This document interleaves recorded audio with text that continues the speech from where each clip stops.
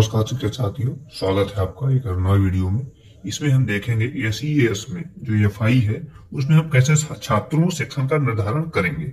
इसमें सबसे पहले आपको क्या काम करना है, जैसे आप किसी भी क्लास या किसी भी सेक्शन के एफआई निर्धारित किए गए हैं तो उसमें आपको कैसे सेक्शन का निर्धारण करना है। उसके लिए सबसे पहले आपको, अगर एक ही सेक्शन है तो उसमें फिर आपको कुछ निर्धारण करने की जरूरत नहीं है, उसमें फिर आप एक ही उसको मान के कर लेंगे।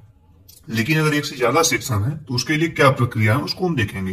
जैसे मान लीजिए आप किसी शाला में जाते हैं और उस जगह शाला का जो पिन कोड होता है वो ये जो आपकी स्क्रीन पे दिखाया गया है वो इस तरीके का है। तो इसमें से आपको रैंडम स्टार्ट कैसे निकालना है, तो आप क्या काम करेंगे कि ये जो संख्या है इसको तब तक जोड़ना है जब तक कि सिंगल डिजिट में प्राप्त ना हो जाए। जैसे इसको एक बार जोड़ा गया तो 11 आया, लेकिन 11 भी क्या है कि सिंगल डिजिट नहीं है, 2 डिजिट में है। फिर आपको दोबारा इसको ऐड करना है, तब ये 1 + 1 2 आ जाएगा। ये आपका रैंडम स्टार्ट हो जाएगा।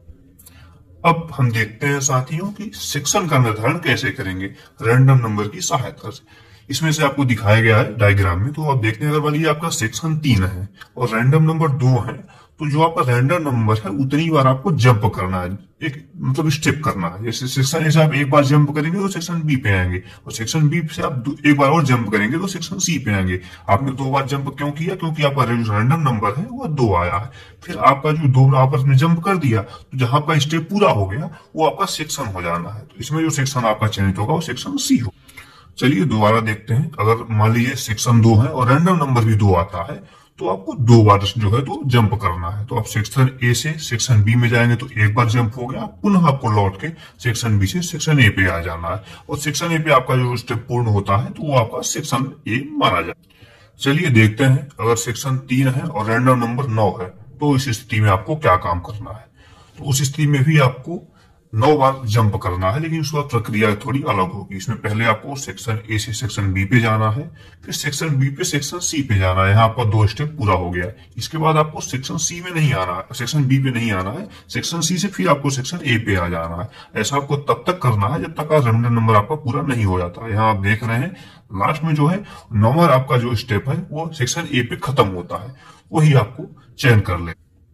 चलिए साथियों, अब हम देखेंगे कि आपको सैंपल इंटरवल एसआई जो है उसकी गणना किस प्रकार से करनी है। यदि आप कक्षा में 30 से अधिक छात्र हैं तो एसआई नंबर जो आपको ज्ञात करना है उसका फार्मूला दिया गया है कि जितने कुल छात्र दिए गए हैं, दर्ज हैं, उसमें से आपको 30 का भाग कर देना है।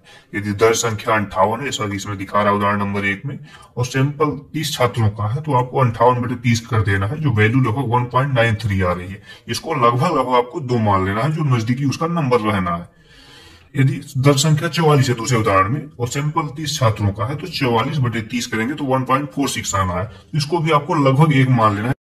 साथियों, अब हम देखते हैं कि आपका प्रथम छात्र का जो चयन है वो किस प्रकार से करना है।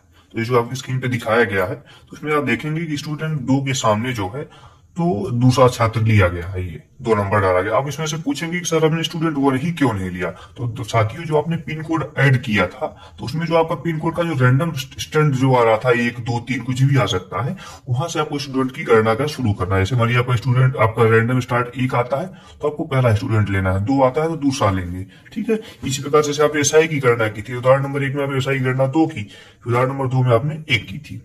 तो आपको क्या काम करना है, आपका एसआई 2 आता है, आपके सेक्शन में छात्र है, आपने गणना कर ली एसआई की, 30 से भाग देके अगर आपका एसआई 2 आता है तो आप क्या काम करेंगे, जो आपका रैंडम स्टार्ट 2 आया था उसमें आप 2 प्लस ऐड करते जाएंगे, तो जो चौथा आ रहा है तो चौथा ही आपका दूसरा स्टूडेंट होना है, इस चौथा आपका स्टूडेंट नहीं होगा। इसी प्रकार से 4 में आप दोबारा 2 ऐड करेंगे तो 6 आना है, 6 नंबर जो है वो आपका तीसरा स्टूडेंट होगा। इसी तरीके से आपको तब तक करना है जब तक आपके 30 स्टूडेंट पूरे नहीं हो जाते हैं। चलिए अब देखते हैं, अगर किसी का एसआई 1 आता है तो क्या करेंगे।